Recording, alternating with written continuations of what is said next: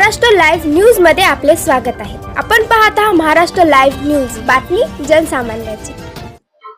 आरक्षणाच्या अबकड वर्गीकरणाविरोधी आणि अबकडच्या समर्थनामध्ये विविध महाराष्ट्रामध्ये आंदोलने होत आहेत। एकीकडे मातंग समाज आरक्षण अबकड होण्यासाठी आंदोलन करत आहे, दुसरीकडे अबकड उपवर्गीकरण हे रद्द होण्यासाठी संपूर्ण महाराष्ट्रभर बौद्ध समाज हा रस्त्यावर उतरलेला आहे, विविध संघटना उतरलेल्या आहेत। अशाच प्रकारे आपल्या भीम टायगर सेना ही सुद्धा या आंदोलनामध्ये सक्रिय सहभागी आहे। आता आपल्यासोबत हिंगोली जिल्ह्याचा दौरा असताना वसमत या ठिकाणी भीम टायगर सेनेचे राष्ट्रीय अध्यक्ष दादासाहेब शेळके आता आपल्यासोबत आहेत।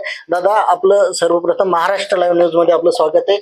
सध्या काही दिवसापूर्वी जे लातूर या ठिकाणी आंदोलन झालं, त्या आंदोलनामध्ये आपण ती सभा गाजवली, मात्र काही मुद्दे आहेत ते मातंग समाजानं फिरवले, ते म्हणजे त्या समाजाला आपण मागटे म्हणलात किंवा स्पष्टीकरण।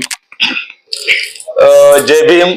लातूरची जी सभा झालेली आहे, मुळात मातंग समाजाबद्दल मला अत्यंत आदर आहे। माझे सर्व व्हिडिओ तुम्ही चेक करा, मी मातंग समाजाला मागत्या असं कुठेही बोललो नाही आणि भविष्यात बोलू शकत नाही। नंबर एक, आता मी जे काही मागत्या शब्द बोललो हे एका व्यक्तीसाठी बोललो। कोण्या व्यक्तीला? जो व्यक्ती म्हणाला हा फुले शाहू आंबेडकरांचा महाराष्ट्र नाही। कोणाबद्दल मागत्या बोललो मी? जे बौद्ध समाजा चोर आणि दरोडेखोर बोलला अशाला मी मागत्या बोललो। कोणाला बोललो मागत्या? जे माझ्या समाजाला म्हणाला की जर बाबासाहेब असते त्या महाराजांच्या गांडीवर लात मारली असती, अशा लोकांना मी व्यक्तीला मागत्या बोललो। हे परत एकदा मी क्लिअर करतो। परंतु या आरएसएसच्या अवलादीला, ज्यांनी आरएसएसची सुपारी घेतली, या पोत्रा संघटनेच्या पदाधिकाऱ्यांना मला संपवायचं आहे, मातंग समाजाच्या नजरेमध्ये मला मायनस करायचं आहे, म्हणून तेवढंच क्रॉप करून अशा पद्धतीने माझा व्हिडिओ ते व्हायरल करत आहे। अजिबात मी मातंग समाजाबद्दल बोललो नाही। जे बाबासाहेबाला, जे बौद्ध समाजाला टार्गेट करताय त्यांच्यासाठी व्यक्ती म्हणून माझा तो शब्द होता। दुसरा एक दादा प्रश्न आहे की त्याच भाषणामध्ये जे आपण अण्णाभाऊ साठे हा महापुरुष नाही असा उल्लेख त्या समाजातील लोकांनी केला, याचं स्पष्टीकरण काय? माझं भाषण आताही माझ्या स्वतःच्या युट्यूब चॅनलवर आहे, इंस्टाग्रामवर आहे, आपण परत चेक करू शकता। विषय असा होता की कोणीतरी अण्णाभाऊ साठे महापुरुष नाही असं बोललं, म्हणून मी त्या ठिकाणी असं म्हणालो, एक कोणीतरी बोलल्यामुळं तुम्ही एवढी आदळआपट केली, एवढं तुम्ही त्याला टार्गेट केलं, ट्रोल केलं तुम्ही त्याला। मग मला प्रश्न विचारायचा, एक पोत्रा संघटनेचा राष्ट्रीय अध्यक्ष जो उदगीरचा भालेराव आहे, जो चाटे क्लासचा विद्यार्थी आहे, त्याला माझा प्रश्न होता की बाबा तू ज्या पक्षामध्ये काम करतोस त्या पक्षाचं सरकार केंद्रामध्ये आहे, सामाजिक न्याय विभागाअंतर्गत काम करणारं डॉक्टर बाबासाहेब आंबेडकर फाउंडेशन हे महापुरुषांची यादी तयार करतं।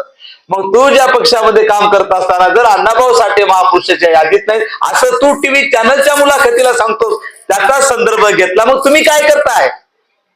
होय, अण्णाभाऊ साठे महापुरुष नाहीत, पण कोण म्हणतंय मी नाही, याने एवढंच क्रॉप केलं। होय, मी होय अण्णाभाऊ साठे महापुरुष नाहीत, पुढे बोललेलं त्यांनी ठेवलंच नाही। मी पुढे सांगतो की हे मी नाही, भाजप सरकार म्हणतंय, आणि भाजपचे जे कार्यकर्ते आहेत मातंग समाजाचे, जो पोत्रा संघटनेचा राष्ट्रीय अध्यक्ष आहे भालेराव नावाच्या उदगीरच्या, याला माझा प्रश्न होता। असा तो विषय।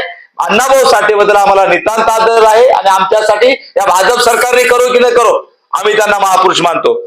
दादा, आता उपवर्गीकरणा विरोधामध्ये महाराष्ट्रभर विविध आंदोलन होतात, भीम टायगर सेनेचं काय पाऊल असेल, काय सांगा? भीम टायगर सेना हा जो उपवर्गीकरणाचा 1 ऑगस्ट 2024 ला DY चंद्रचूड आणि 7 जजच्या खंडपीठाने निर्णय घेतलेला आहे, हा निर्णय असंवैधानिक आहे। तेव्हापासून भीम टायगर सेना आंदोलनाच्या माध्यमातून असेल, मोर्चाच्या माध्यमातून असेल, ताकदीनं रोडवर उतरलेले आणि शेवटच्या क्षणापर्यंत, कारण हा निर्णय संविधानात तडा देणार आहे।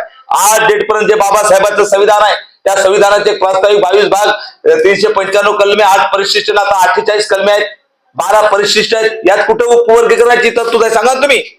सुप्रीम कोर्टाने संविधानाच्या अजून निर्णय घेणं बंधनकारक असतं, पण इथं नरेंद्र मोदी सरकारने आंध्र प्रदेशामध्ये एका सभेमध्ये सांगितलं होतं आम्ही उपवर्गीकरण करणार, आणि तो उपवर्गीकरण त्यांनी सुप्रीम कोर्टाच्या माध्यमातून करून घेतलेला आहे। पण हे असंविधानिक आहे, जाती जातीमध्ये भानगड लावणार आहे, कारण या फडणवीस सरकारचा धंदाच आहे मराठा ओबीसी वाद लावणे, धनगरांना एसटीचं आरक्षण देतो मग धनगर वर्सेस आदिवासी वाद लावणे, आणि आता बौद्ध आणि मातंग वाद लावलेला आहे।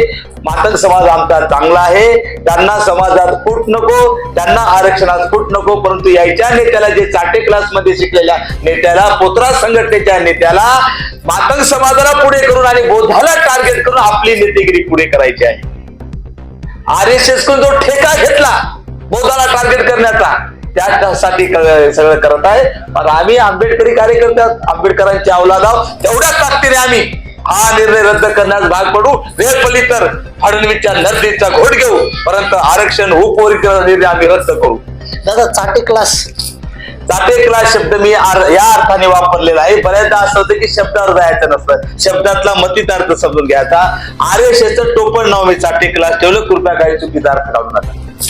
नक्कीच हे होते दादासाहेब शेळके, भीम टायगर सेनेचे राष्ट्रीय अध्यक्ष. हे जो या महाराष्ट्रामध्ये आरक्षण उपवर्गीकरणाचा जो लढा आहे, त्या लढ्यामध्ये सक्रिय सहभागी होऊन आरक्षण उपवर्गीकरण कसं रद्द करणार आहेत यासाठी त्यांचे प्रयत्न चालू आहेत. पाहत रहा महाराष्ट्र लाईव्ह न्यूज. मी नागा जिंगडे, वसमत हिंगोली.